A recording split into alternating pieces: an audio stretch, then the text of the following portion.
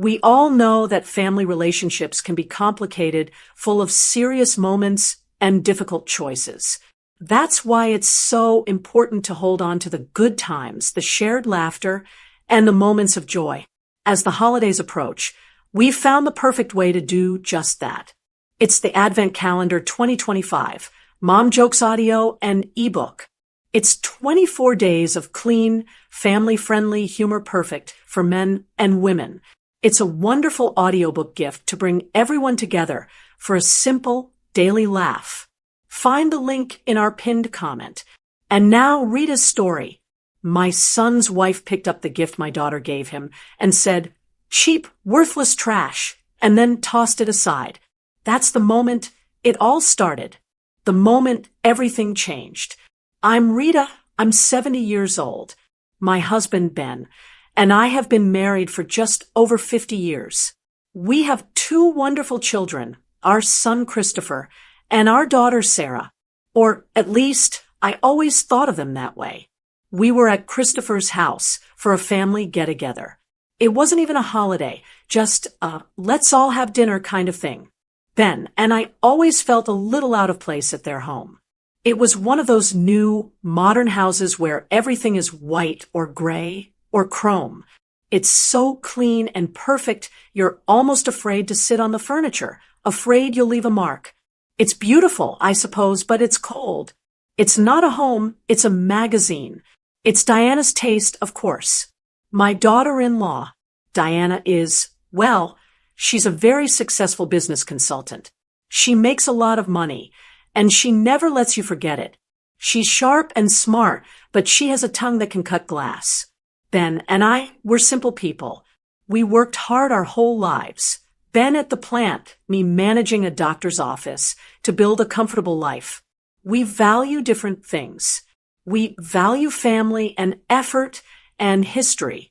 Diana values things that have a price tag. Our daughter, Sarah, is like us. She has a huge heart. She's not flashy, but she's the most thoughtful person I know. Her passion is our family history. She loves old photographs, old letters, finding all the little pieces of our past. We were all sitting in the living room, making small talk. Diana was talking about a new car she was thinking of buying. Christopher, our son, was just nodding along. He's changed since he married her. He seems quieter, always watching her, as if he's waiting for her approval. Then Sarah said, "I actually have something for you, Christopher." She was beaming. I knew she'd been working on this for months. She had this big, flat, carefully wrapped package. She handed it to Christopher, and his face lit up. For me, before he could even get a good look at it, Diana just snatched it right out of his hands. "I'll open it. Honey, you'll tear the wrapping." She ripped the paper off, and there it was. It was a photograph of my grandparents, Ben's parents. The original was from the 1940s, all cracked and faded. Sarah had found a specialist, someone who spent months, literally months, restoring it. She'd had it professionally colorized, bringing their faces back to life. Then she'd found a perfect, simple, dark wood frame that matched the era. It was beautiful. It was a piece of our family brought back from the past. It was a gift of time and love.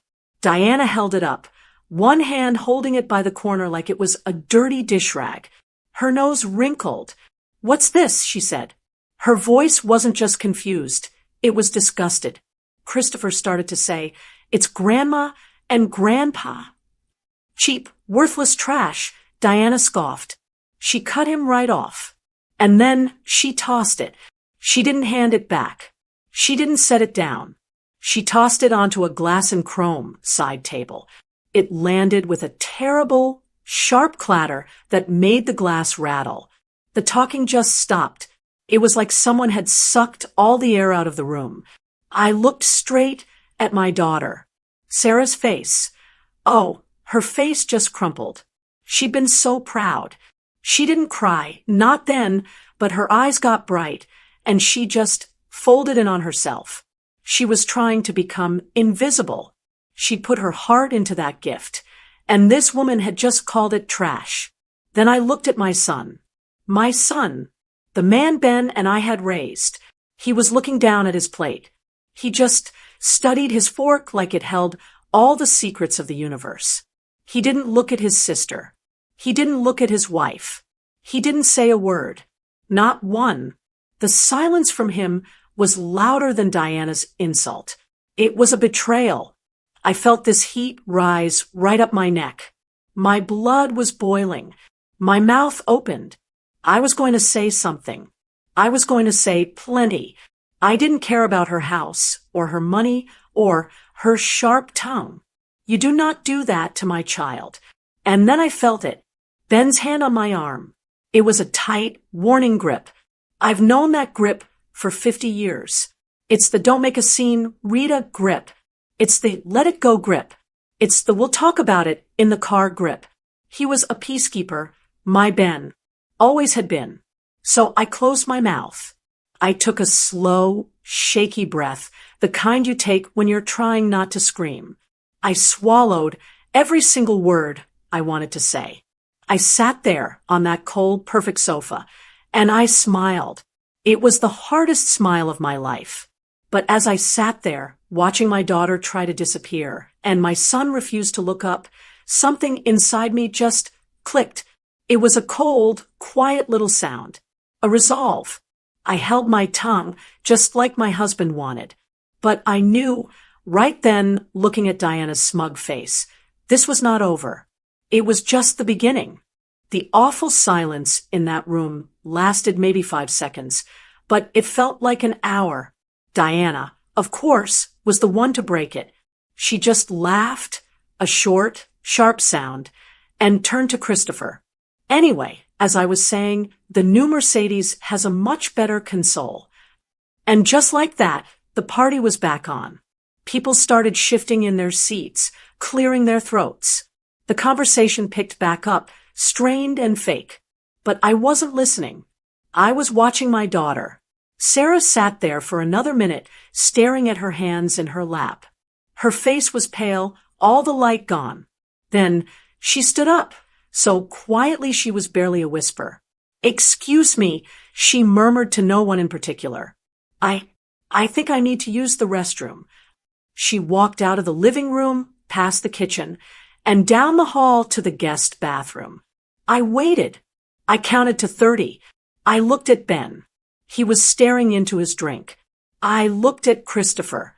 He was now fascinated by a spot on the carpet. I should just go check on the pie I brought," I said, getting up. "Make sure it's okay on the counter." It was a lie, and everyone knew it. I walked down that cold, marble-floored hallway. The guest bathroom door was closed.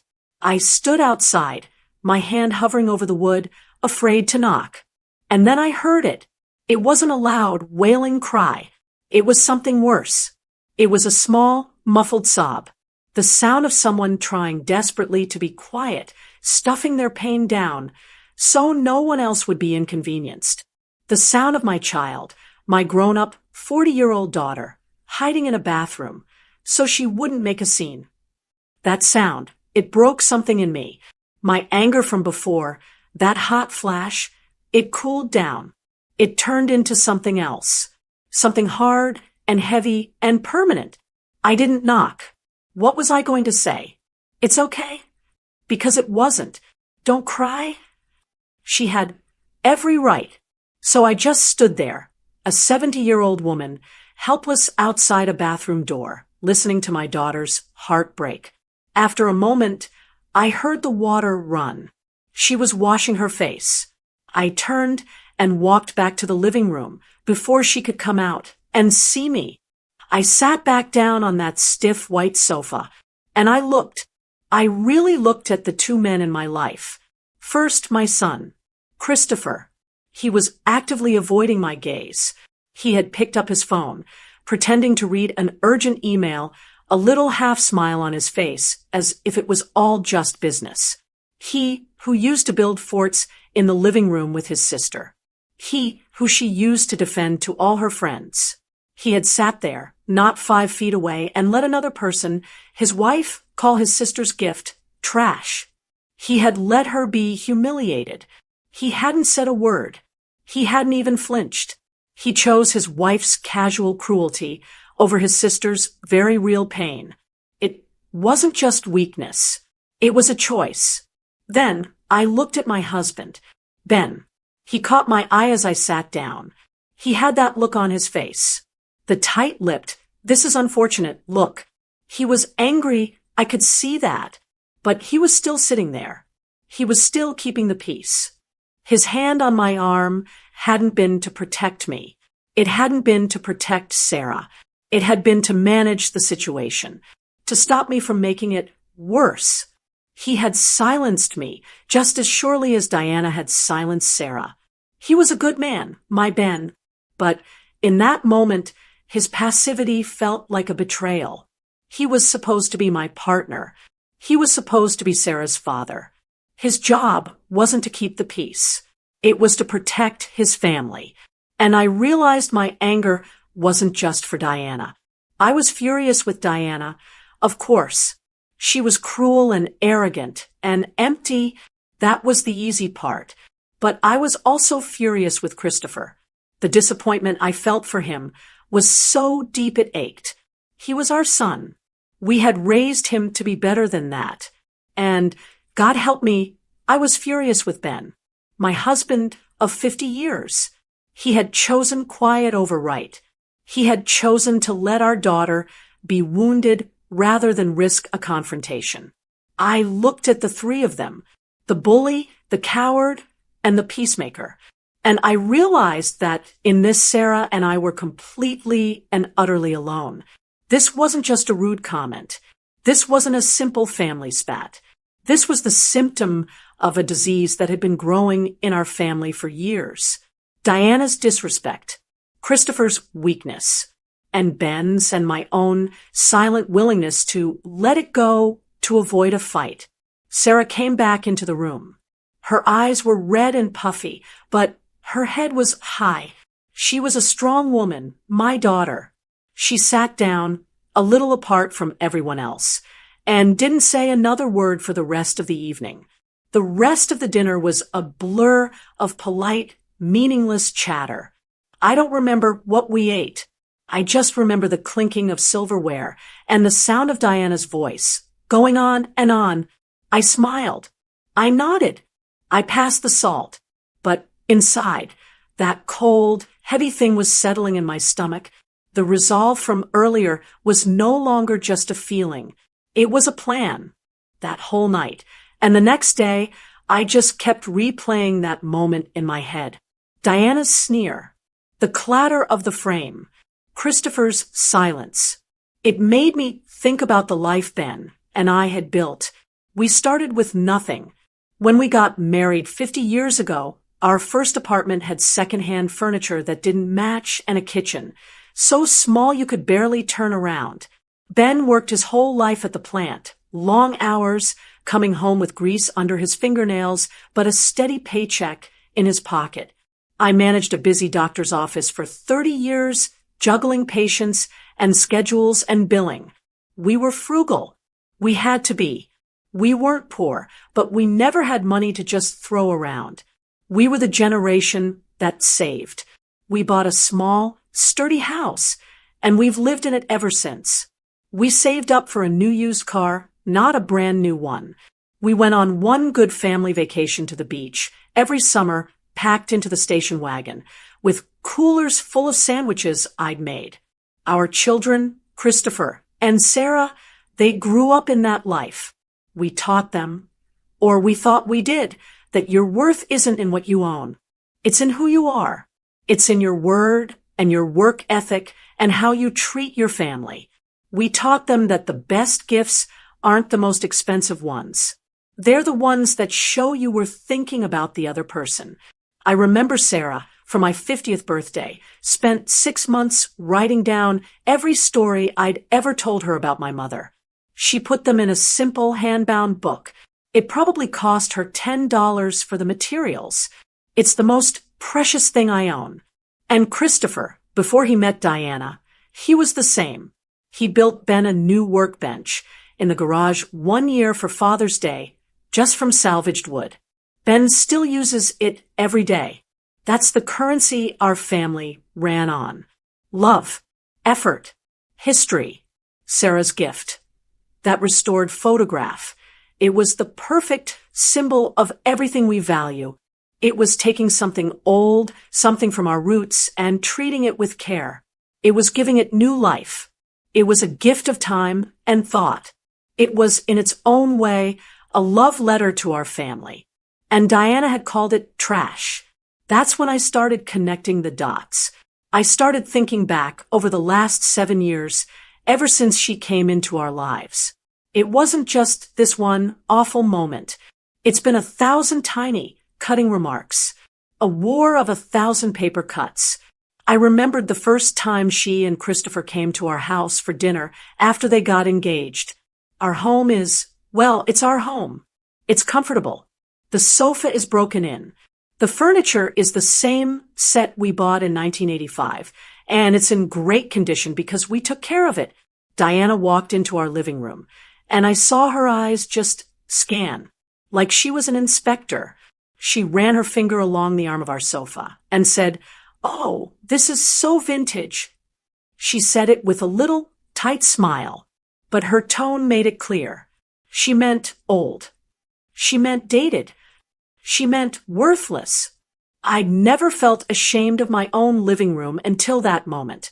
Then there was the time, a few years ago, when Sarah was so excited about a promotion. She works as a researcher for the local historical society.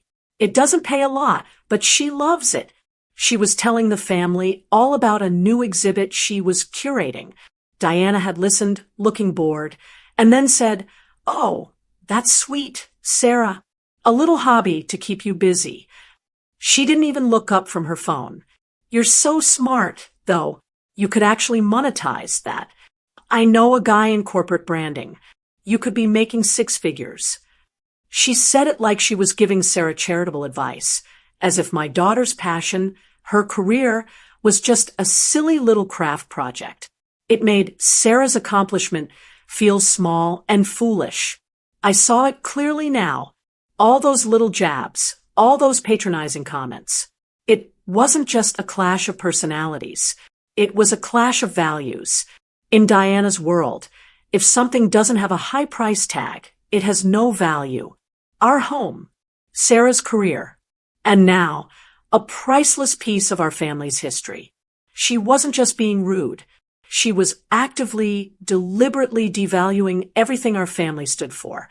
She was telling us, in no uncertain terms, that our currency, our love, our history, our effort, was worthless.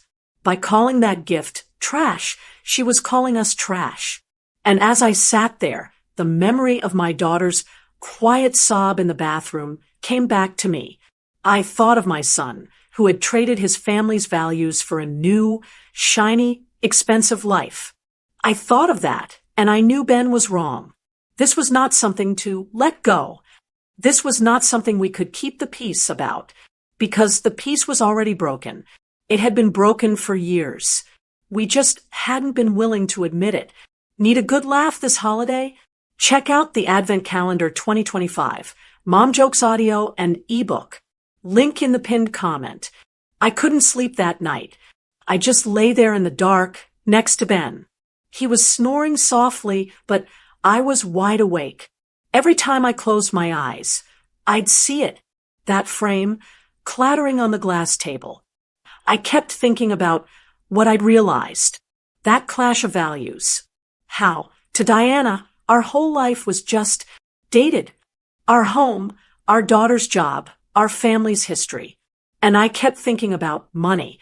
How money was the only thing she understood. And then, like a key turning in a lock, another memory floated up. A memory I hadn't thought about in a long time, probably because I didn't want to. It was about 3 years ago. Christopher and Diana had come over to our house for dinner. This was unusual. They always wanted us to come to their place. But that night, they came to ours, and Diana brought a bottle of wine that she made sure to tell us was very expensive. We were sitting in the kitchen, finishing our meal, and Diana started talking about her new business idea. She was leaving her firm to start her own consulting business. She was so excited, talking a mile a minute about client acquisition and brand synergy. It was all just words to me, but she was Christopher's wife, so Ben and I listened. Then she got to the point. "The thing is," she'd said, putting her wine glass down, "I have all these major clients almost ready to sign. But I need to look the part. I need a proper office space, a professional website, to secure the contracts. I'm short on liquid capital." I remember looking at Christopher. He just nodded like a little puppet. "She's so close, Mom," he said. "It's a sure thing. She just needs a little bridge loan to get her over the hump." A bridge loan. That's what they called it. Diana looked at Ben and me with that bright, shiny smile she uses when she wants something. "I'm just in a temporary pinch. I'll pay it all back, with interest, of course, as soon as the first contracts are signed. Probably within 6 months." Ben was quiet. He was folding and refolding his napkin. I knew what he was thinking. We're not a bank. But I looked at my son's hopeful face. I thought, this is his wife. This is their future. She's family. How much of a bridge did you need?" I asked. Diana didn't even hesitate. $20,000. I almost choked on my coffee. That wasn't just a little money. That was a huge piece of our retirement savings. That was our emergency fund. That was our what if the roof needs replacing money. Ben finally spoke. "Diana, that's an awful lot of money. That's our nest egg." "I know," she said, her voice all syrupy. "And I wouldn't dream of asking if it wasn't a guaranteed return. It's just, banks are so slow. And this is time sensitive. You'd be helping your son, really, helping us build our future." That night, after they left, Ben and I talked about it for hours. "It's a lot of money, Rita," he said, pacing the living room. "It's a risk." "I know," I said, "but he's our son. She's his wife. If this helps them get a solid start, if it helps them be secure, isn't that what this money is for? Helping our family." I was the one who convinced him. I was the one who said, "She's family." 2 days later, Ben and I went to our savings bank. I remember the sick feeling in my stomach as I signed the withdrawal slip. $20,000. The teller counted it out. It felt like a lifetime of work in that one thick envelope. We gave it to Diana, and she hugged us, promising again and again it would be back in our account in 6 months. That was 3 years ago. We never saw a dime. We never even heard another word about it. And as I lay there in the dark, that memory just slammed into the memory from the party. We gave her $20,000. Cash. Our savings. A sacrifice that we made from our frugal life so she could build her expensive one. And she stood in her $1 million house holding a priceless piece of our family, a gift from our daughter. And she called it cheap, worthless trash. The hypocrisy of it made me physically sick. I actually felt the bile rise in my throat. She was happy to take our money.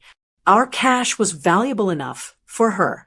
But our values, our history, our daughter's love, our family's legacy, that was trash.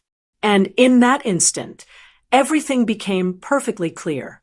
The internal debate, the anger, the sadness, Ben's warning hand, it all just vanished. It was over. The time for keeping the peace was done. The time for being a doormat, for smiling while my daughter cried, for letting my husband shush me, it was all over. This was the last time. She would not disrespect my daughter again. She would not disrespect me or Ben or the life we built ever again. We will be respected. And that money, that bridge loan, it wasn't a gift. We never said it was a gift. She said she would pay it back. Well, that bridge is closed. I knew, as I lay there in the dark, exactly what I had to do. The debate was over. as a matter of principle, I was going to get our money back. We said our goodbyes at the door. They were as cold and fake as the rest of the evening. Diana gave me a stiff little hug, her cheek barely brushing mine, and said, "So glad you could come." Her voice was bright and empty. Christopher wouldn't look me in the eye. He gave me a quick, one-armed hug and mumbled, "Drive safe, Mom." Sarah had already slipped out, saying she had an early morning. I'd watched her practically run to her car, the restored photograph not with her. She'd left it there, on that glass table, abandoned. The drive home was silent for the first 20 minutes. We got off the highway and onto the familiar, tree-lined streets of our own neighborhood. Ben was driving, his knuckles white on the steering wheel, his jaw set. This was his way. When Ben was angry or upset, he'd go quiet. He'd just shut it all down, let it sit in his stomach, and wait for it to pass. He was a man who believed that most problems, if you just ignored them long enough, would solve themselves. But I couldn't. I wasn't just angry. I was changed. That cold, hard thing in my stomach hadn't gone away. It had solidified. "Ben," I said, my voice cutting through the quiet hum of the engine, "pull over." He glanced at me, confused. "What? Rita, we're 2 blocks from the house." "I don't care. Pull over, please." He sighed, that long-suffering sound I knew so well, and pulled the car over to the curb under a streetlight. He put the car in park and turned to me, the dim light showing the deep lines of frustration around his mouth. "What is it?" I took a breath. I wasn't going to yell. I wasn't going to cry. I was going to be calm. "I'm not letting it go, Ben," I said. "Rita," he started rubbing his face. "It's done. It was awful. She was awful. But it's done. Let's just go home." "No," I said, my voice as flat and hard as I felt. "It's not done. I sat in that house, and I thought about everything. And I've made a decision. I'm going to confront her. I'm going to go over there. And I'm going to tell her exactly what I think of her. And I'm going to ask for our $20,000 back." Ben went pale. I mean, all the color just drained right out of his face. He stared at me like I'd just grown a second head. "Are you out of your mind?" he finally whispered, his voice hoarse. "Rita, don't. Don't what? Don't do that. Please. Just let it go." He was pleading now, his eyes wide. "You know how she is. You know what she's like. She's not going to apologize. She's not going to change. She's not going to give us that money back.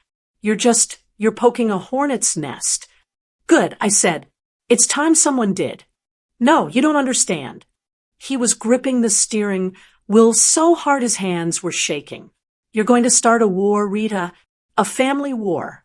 And who do you think is going to win? She's got him. She has our son.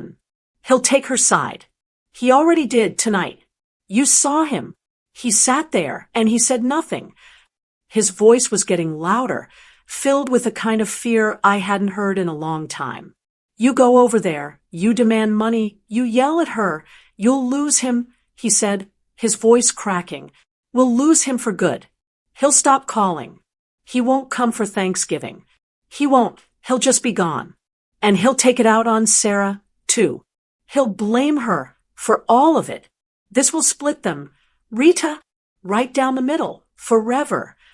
He took a deep, shuddering breath. "Is it worth it?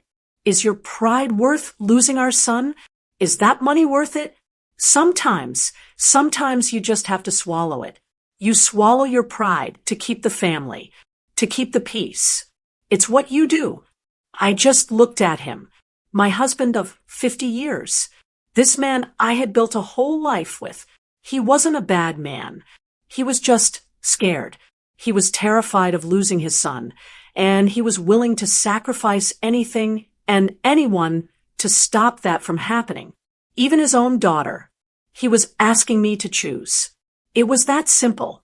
He was asking me to tell Sarah that her dignity, her feelings, her worth was a fair price to pay to keep Christopher in our lives. He called it keeping the peace. But as I sat there, under that flickering street light, it felt like surrender. This is the part of my story where I always get stuck. I know what I was feeling, but Ben, he had a point, didn't he? A very real, very scary point that a lot of parents have to face. So, I have to ask you, what would you have done in my shoes? Would you side with Ben, swallow your pride, and just keep the peace to hold the family together? Or would you side with me and risk blowing everything up to stand up for your child? Let me know what you think in the comments. Because what I did next, well, it changed everything. I sat there in the dark car, looking at the man I'd loved for half a century, and I saw, for the first time, that he was weak. He was a good man, a kind man, but he was weak. He was so terrified of losing what he thought he had that he was willing to let Diana destroy what was real, what was right in front of him. His daughter's heart, his wife's dignity. He's already lost, Ben, I said, and my voice was quiet, but it didn't tremble. Can't you see that? The son we raised, the one who built you that workbench, he's gone. He was gone the second. He let his wife call his sister's gift trash and didn't say a word. I put my hand on the door handle. I'm not doing this to lose Christopher. I'm doing this because he's already lost. I'm doing this to save Sarah and to save ourselves. I won't be that woman who sits in silence. Ben didn't say another word. He just put the car in gear and drove the last 2 blocks. We went to bed in silence. He stayed on his side of the bed, 1,000,000 miles away, and I stayed on mine. I didn't sleep. I just stared at the ceiling, my mind clear. That cold, hard resolve wasn't anger anymore. It was just fact. It was a chore I had to do, like cleaning out the gutters. Unpleasant, but necessary. The next morning, I got up at 7, just like always. I showered. I got dressed. I put on a nice pair of tan slacks and a good navy blue blouse. I put on a little bit of lipstick. I wasn't going to war. I was a 70-year-old woman, a mother and a grandmother, and I was going to handle my business with dignity. Ben was at the kitchen table when I came down, staring into a cold cup of coffee. He looked like he hadn't slept either. "Rita," he said, his voice gravelly. "Don't. Just call Sarah. Let's go take her to breakfast. Let's just be a family. The 3 of us."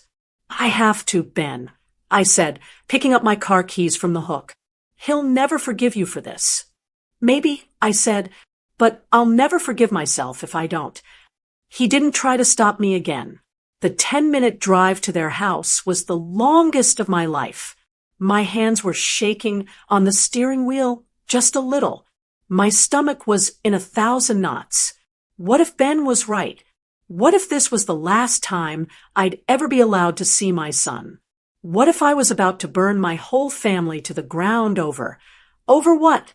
Pride? No. I thought of Sarah sobbing quietly in that cold bathroom. I thought of the $20,000 we'd worked our whole lives for, given away to a woman who had nothing but contempt for us. This wasn't about pride.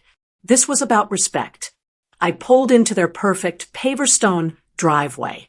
I parked my 10-year-old Ford behind her brand-new, gleaming white Mercedes. I walked up the walkway, and I rang the doorbell. It was a Saturday. I knew they'd be home.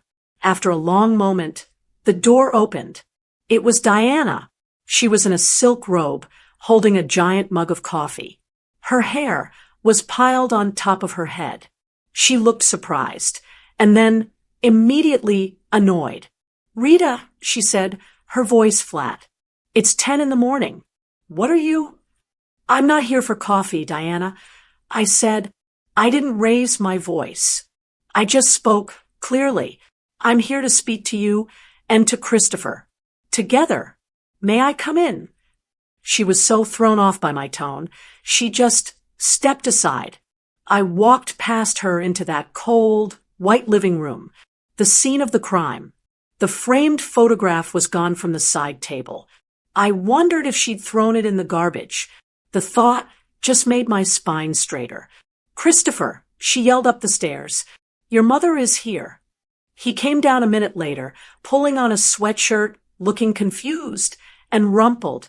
"Mom, what's going on? Is Dad okay?" "Dad's fine," I said. I stood there in the middle of the room, my purse in my hands. I wouldn't sit down. "Then what?" Diana leaned against the doorway, crossing her arms, that familiar smirk already on her face. "Yes, Rita. What is it? Did you come to complain about the party?" I looked her right in the eye. I was perfectly calm. "I'm here to say what I should have said last night. Diana, what you did to Sarah in this room was the last time you will disrespect my daughter. It was cruel, it was deliberate, and it was unacceptable. It will not happen again." Diana's smirk faltered. She actually looked stunned.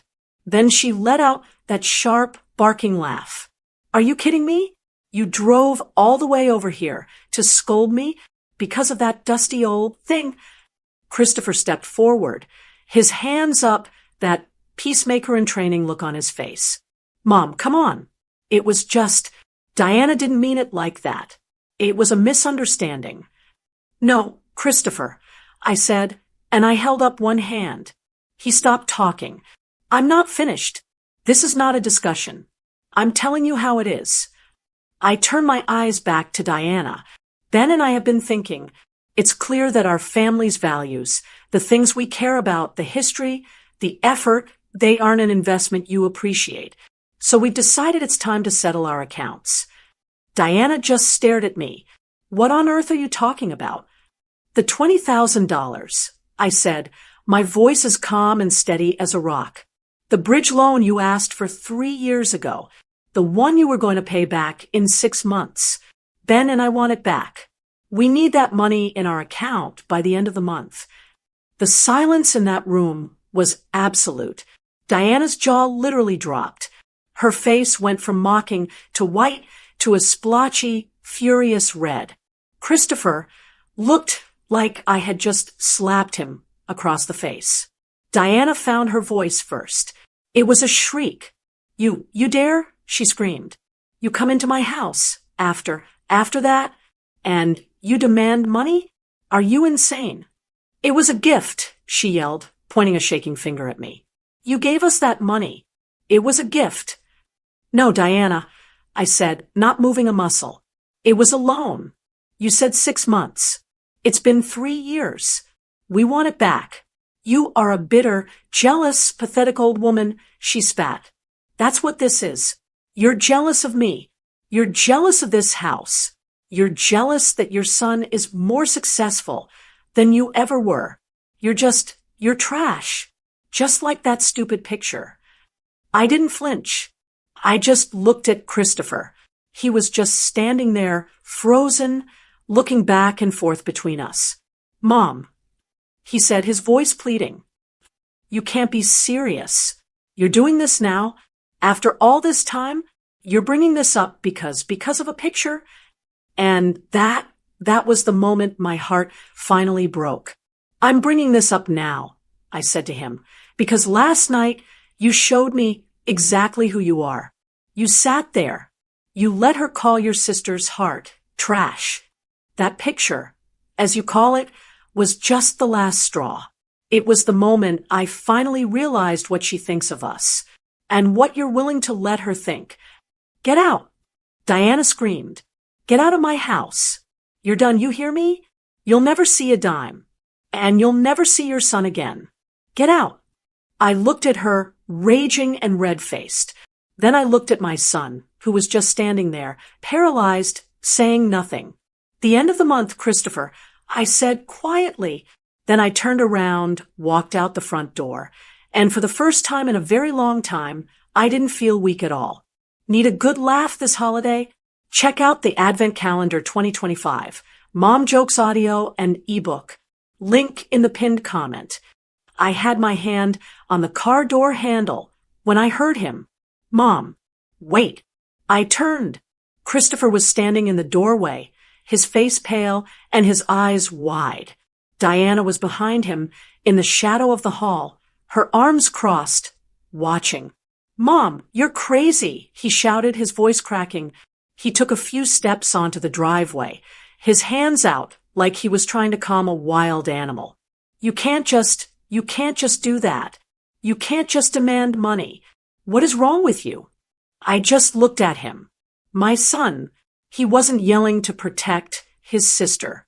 He wasn't yelling because his wife had been cruel. He was yelling because I had broken the rules. I had made a scene. I had brought up the one thing, money, that made him uncomfortable. "You're tearing this family apart," he yelled, and his voice was full of real, actual anger. At me. That was the moment. He wasn't a victim, a puppet paralyzed by his wife. He was her partner. He was her defender. I didn't say a word. There was nothing left to say. What he was angry about told me everything I needed to know. I got in my car. I put the key in the ignition. He was still standing on the lawn, his arms now limp at his sides, looking at me with this awful, accusing look, as if I was the one who had betrayed him. I backed out of the driveway, and I didn't look back. My hands were shaking so badly on the steering wheel I had to pull over a few blocks away. The adrenaline just drained out of me all at once.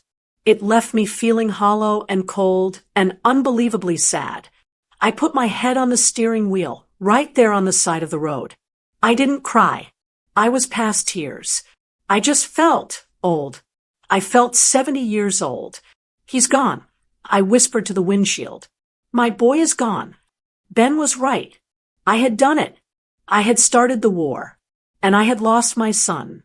I sat there for a long time, but the hollow feeling started to fill up with something else. It wasn't pride.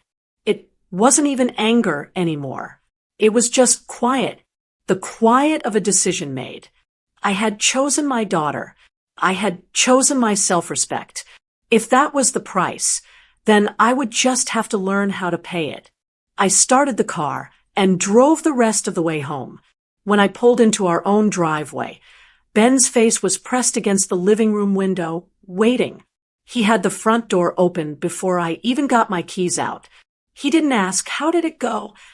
He just looked at my face, and he knew. "Oh, Rita," he said, his voice thick. I walked past him, into our living room, our dated, comfortable living room. I sat down on the sofa, the one Diana hated, the one that holds me just right. Ben sat in his recliner opposite me. He just waited. "I did it, Ben," I said, my voice barely a whisper. "I know. I went over. I told her it was unacceptable what she did to Sarah. I told her it would not happen again." Ben nodded, his eyes closed. "And then I asked for the money." His eyes snapped open. "You did." "I did. I told them we wanted it back by the end of the month." "My God, Rita, what did she say?" I looked at my hands, resting in my lap. She said I was a bitter, jealous, pathetic old woman. She said I was jealous of her house and her life. I took a breath. She said I was trash, Ben, just like the picture. I watched my husband's face. He went from pale to white to a deep, blotchy red I hadn't seen since he was a young man. His hands, resting on the arms of his chair, slowly clenched into fists. "And Christopher," he asked, and his voice was so low I could barely hear him. "What did our son, what did he do?" This was the hardest part. "He stood there," I said, my voice starting to tremble. He stood there, Ben. He let her scream at me. He let her call his own mother trash. And then he got mad. At me. He followed me out to the car. He yelled at me. He said I was tearing the family apart. That was it. That was the moment my husband, the peacekeeper, finally shattered. He didn't say anything. He just stood up. He walked over to the telephone, the old one on the wall-mounted cradle. He stood in front of it for a full 10 seconds, just breathing. I could see his back, how rigid it was. "Ben," I said, a little afraid. "What are you?" He turned, and I didn't recognize the look on his face. The fear was gone. The passivity was gone. All that was left was a cold, hard anger that matched my own. "He's not just your son, Rita," he said. "He's mine. And I'm not. I am not going to let him speak to my wife that way. I'm not going to let him stand by while his sister is humiliated. I've been quiet for too long. I was wrong." He picked up the phone. He dialed the number from memory. I could hear the tiny, tinny sound of the phone ringing. Then it stopped. "Christopher," Ben said, and his voice. I'll never forget it. It wasn't loud. It was dead calm. It was the coldest I have ever heard him. "No," Ben said, cutting him off. "You don't get to talk. I'm talking. You let your wife call your mother trash in her own home. You stood there and you let it happen. And then you had the nerve to blame her." There was a pause. I could hear the faint, high-pitched sound of Christopher yelling through the receiver. Ben just waited, holding the phone away from his ear for a second. Then he put it back. "I am ashamed of you," Ben said, and his voice broke, just for a second, on that one word. "I am deeply, profoundly ashamed of the man you've become. Your mother is right. You've made your choice. So now we're making ours." Ben continued, his voice hard again. "You are no longer welcome in this house. Not for dinner. Not for Christmas. Not for anything. You are not welcome here until you and your wife both call your sister and you apologize. A real apology. And then you apologize to your mother. Until then, we don't have a son." He didn't slam the phone down. He just hung it up. The click in the quiet kitchen was the loudest sound I'd ever heard. The line was drawn. It was done. He turned to me, his face pale and exhausted. He looked 20 years older. "Well," he said, his voice just a rasp. "It's done." It was Rita, Ben, and Sarah on one side and Christopher and Diana on the other. "Now," he said, walking over and sitting on the sofa, finally taking my hand. "We need to call our daughter." Ben hung up the phone. He turned to me, and all the anger was gone from his face. He just looked empty and tired, so very tired. He walked over to the sofa and sat down, his hand finally finding mine. It was cold. "Well," he said, his voice just a rasp. "It's done. We have to call Sarah," I said. It was the only thing I could think of. He nodded. "We have to call our daughter." That was the second hardest phone call of my life. I dialed her number, and she picked up, her voice so normal and bright. "Hey, Mom, what's up?" And then I had to tell her. I told her about the confrontation. I told her I'd asked for the money. I told her what Diana had said about me. And then I told her what Christopher had yelled in the driveway. She was silent, just this dead, awful silence on the other end of the line. "Sarah? Honey, you did that," she finally whispered, and I heard her start to cry. But it wasn't the sad, hopeless sob I'd heard in the bathroom. This was different. It was a cry of shock and relief. You stood up for me?" "We both did," I said, looking right at Ben. "Your father just got off the phone with him. He told him he's not welcome here until he apologizes to you." "Oh, Mom," she wept. "Oh, Dad, I'm so sorry. I never wanted to." "This is not your fault," Ben said, his voice loud and firm, leaning toward the phone. "This is not, and never was your fault, Sarah. We love you. We are on your side. Always." We talked for a long time. We made a plan to see her the next day. When we hung up, the house was quiet again. But it was a different kind of quiet. It wasn't angry. It was just settled. I sat there and a new thought hit me. The picture. I whispered. Ben looked at me. What?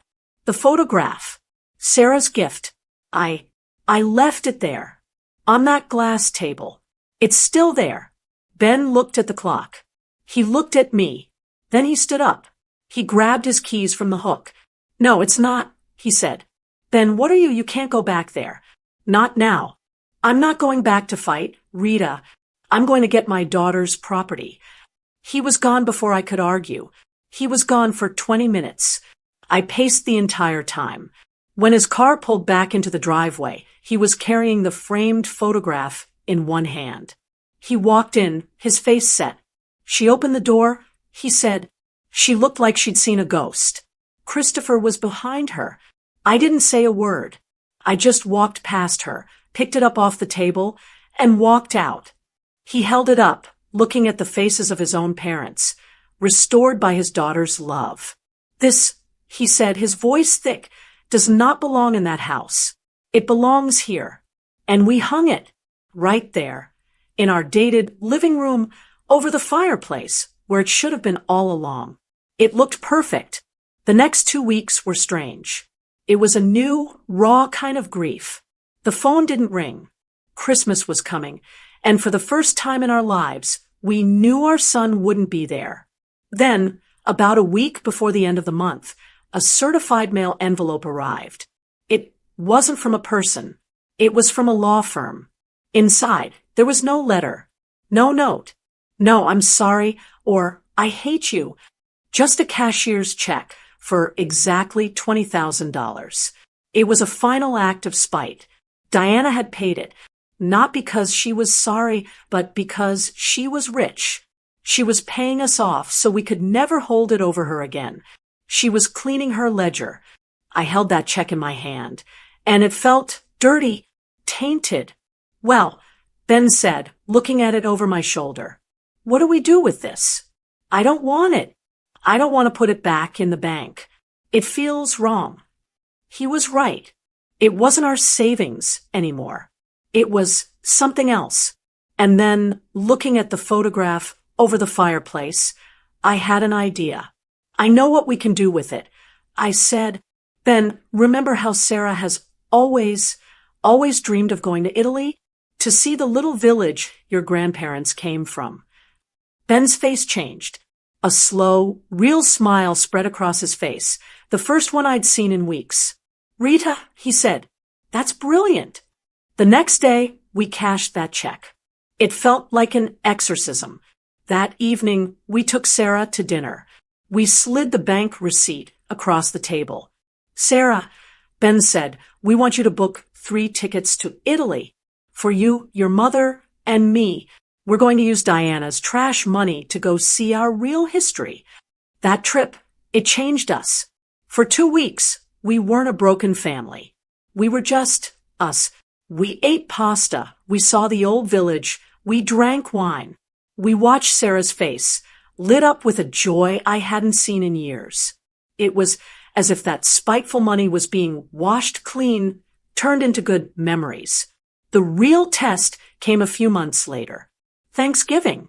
The dread I felt in the weeks leading up to it was terrible. The empty chair. The silence. But the day came, and it was peaceful. It was just the 3 of us. We invited my sister and her husband. We cooked a smaller turkey. And we talked. We laughed. No one was walking on eggshells. No one was scanning the room for disapproval. No one was making little, cutting remarks about the furniture or the food. We just enjoyed each other. That evening, after Sarah had gone home, Ben and I were cleaning the kitchen. He took the dish towel from my hand and just held my hands. It was a good day, he said. Yes, I said, my throat tight. It was. Rita, he said, looking at me, I'm so sorry. I spent so many years trying to keep the peace that I almost lost what was important. I let you down. I let her down. We were both scared, Ben. I said, I know, he said, but I'm not scared anymore. I'd rather have this real, than what we had before. Our marriage is different now. We're not just a couple that's been together for 50 years. We're a team. We're partners. We sit on our dated sofa under Sarah's beautiful photograph, and we talk. We've learned that our worth isn't defined by having a perfect family photo for a Christmas card. It's not defined by a son who has a big, cold house. Our worth is in the respect we show each other. It's in the boundaries we finally built. It's in the love we give every single day to the people who are good enough to give it right back. Need a good laugh this holiday? Check out the Advent Calendar 2025, Mom Jokes audio and ebook. Link in the pinned comment. It's been over a year now since that day in Christopher's driveway. The first few months were the hardest. Every time the phone rang, my heart would leap, thinking it was him. Every holiday felt like it had a shadow over it. Ben and we had to get through the grief of it. Because it is a kind of grief. It's a living grief. Grieving a son who is still walking around, living his life, just not with you. But as time passed, something else happened. Our house, our little dated house, it became a sanctuary. It's hard to explain, but the air inside, it feels different. It's lighter. It's peaceful. It's not the tense fake peace we used to fight for. It's real peace. It's the peace that comes from not having to walk on eggshells. It's the peace of knowing that the people who sit at your dinner table actually want to be there and respect the people sitting next to them. That beautiful, restored photograph of Ben's parents hangs over our fireplace. I look at it every single day. It's not a reminder of the fight anymore. It's a reminder of what's worth fighting for. It's a symbol of our family's true history, our true values. And Sarah, oh, my daughter is a different person. It's like a light has been turned back on inside her. The confidence she has now, it's wonderful to see. She's not second-guessing herself. She's not trying to make herself small to please people like Diana. She's thriving at her job. She's dating a lovely man, and she's at our house all the time. Not because she feels obligated, but because it's her home. Her safe place. We laugh. We actually genuinely laugh. Ben and I feel closer than we have in 30 years. We are a team. We are a solid us. Then, about 2 months ago, on my birthday, the phone rang. I picked it up, and a voice I hadn't heard in a year said, "Hi, Mom." My hand gripped the receiver. Ben, who was reading the paper, looked up at me over his glasses. "Christopher," I said. My voice was steady. I wanted to call and say happy birthday. "Thank you, Christopher," I said. "That's nice of you." There was this long, awkward silence. I could hear him breathing on the other end. "So, how are you?" he asked. "How's Dad?" "We're fine," I said. "We're doing well. Sarah's well, too." I heard him sigh. "Mom, look, can't we just let this go? It's been a whole year. Life is too short. Can't we just move on? For the sake of the family?" And there it was. Not, "I'm so sorry." Not, "What I let happen was wrong." Not, "How is Sarah?" It was, "Can't you just forget what I did?" He still didn't get it. He wanted to keep the peace. He wanted to sweep it all under that big, expensive rug of his. I closed my eyes. I pictured Sarah's face in the bathroom. I pictured Ben's face when he called his own son a coward. "Christopher," I said, and my voice was kind, but it was as firm as steel. "We love you. I will always, always love you. You are my son." "But our door," I said, "is not closed. It's just the price of admission has changed. Our door is open to our son, and to our son's brother. It is not open to Diana's husband." He was quiet. What does that even mean?" "It means we miss you, Christopher. But you are not welcome here until you are ready to be a son and a brother. It means you call your sister, Sarah, and you give her the apology she has deserved for a year. You apologize for your weakness and for the hurt you caused her. And you apologize to your father and me for letting your wife call your mother trash in her own home. And you mean it. Diana's just...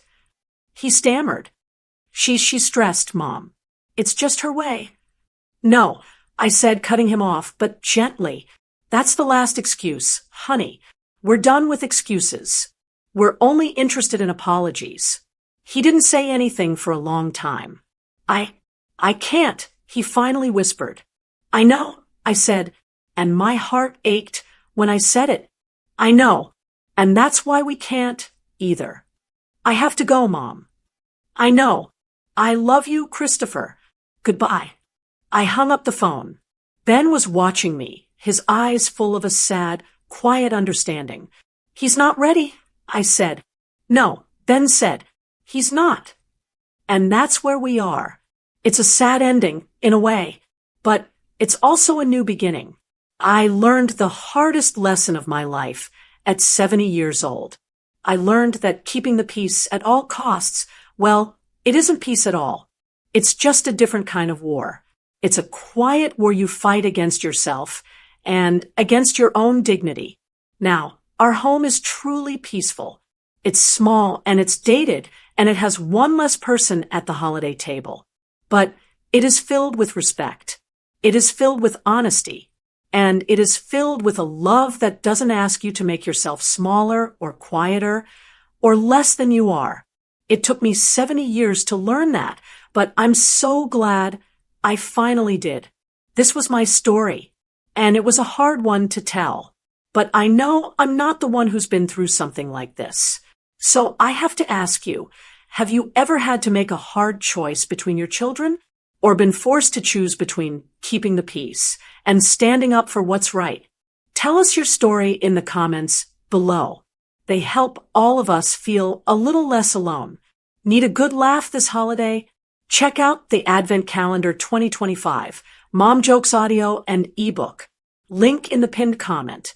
And if my story touched you, please like this video and share it with someone who might need to hear it. And don't forget to subscribe to our channel so we can keep sharing these important stories together. Thank you for listening.